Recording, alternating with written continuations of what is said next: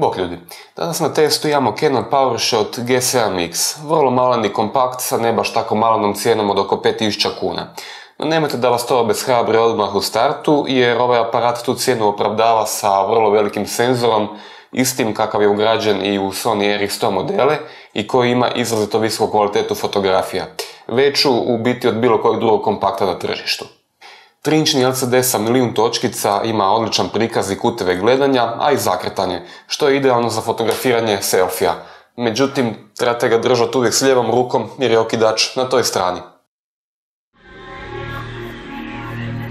Izgled ovog aparata je odlična, kompletno je seksi, osobito sa detaljima poput razbajanih kotačića na vrhu koji imaju i ovaj crveni prsten, dakle točno vidite da je Canon pazio na detalje kod ovog aparata i to odmah daje do znanja da je riječ o nečemu kvalitetnijem.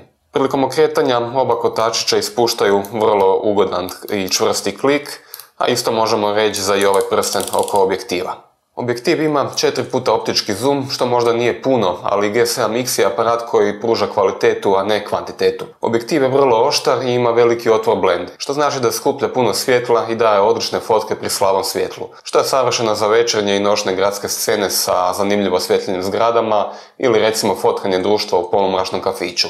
Upravo tada dolazi do izražaja i male dimenzije ovog fotića, naime on uvijek može biti s vama, a nikad vam neće smetati. Ima i dodirnu funkciju koja odlično radi, možete namjestiti da aparat odmah i snimi fotografiju tamo gdje ste dotaknuli, a ukoliko ima neko kome to smeta, može dodirnu funkciju u potpunosti isključiti i koristiti samo tipke. U G7X je ugrađena i malena priručna bljeskalica, međutim nju se nažalost ne može nagnuti prema gore kao što je slučaj kod Sony RX100. Na boku možete vidjeti i HDMI i USB konektore, a tu je i tipka kojom se uključuje Wi-Fi povezivost. Ovaj aparat je vrlo jednostavno spojiti na smartphone ili na računalo, te putem njega pregledavati fotografije ili ih dijeliti putem društvenih mreža. Na donjem dijelu možete vidjeti navez za tripod koji je nažalost preblizu pretincu baterije, tako da nije moguće bateriju mijenjati dok ste na tripodu.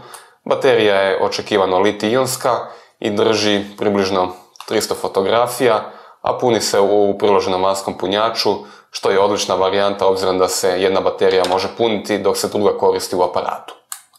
Korištenje ovog fotoaparata je vrlo jednostavno. Ukoliko ga ostavite na automatici, od vas se očekuje samo da klikne tipku zatvarača, a aparat će sve ostalo obaviti sam. Obzirom na velike dimenzije senzora i kvalitetan procesor, fotografije zbilja znaju ispast fantastične iz ovog aparata. S druge strane, obzirom da ima ugrađene i sve ručne postavke, ovaj aparat je dobar kao drugi, a možda čak i kao glavni fotić za entuzijaste koji ne žele baš svaki dan tegliti veliki DSLR.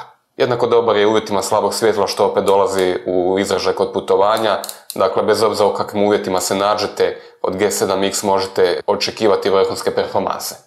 Kontinuirano okidanje od 6 fotografija u sekundi je vrlo brzo, međutim buffer u ovom aparatu nije baš velik, tako da po nama ovo ipak nije dobar fotić za sport ili brzo pokretne objekte. Ovo je ipak fotić koji je savršen onak za putovanja, dakle da ga uvijek imate sa sobom u džepu, imate vrhunsku kvalitetu fotografija, a nikad vam ne smeta. Video snimanje je moguće naravno u Full HD rezoluciji i to čak pri 60 sličica u sekundi. Snimke su vrlo detaljne i fluidne, bez vidljivih artefakata od kompresije, a obzirom na veliki senzor, G7X radi vrlo dobre video zapise i noću.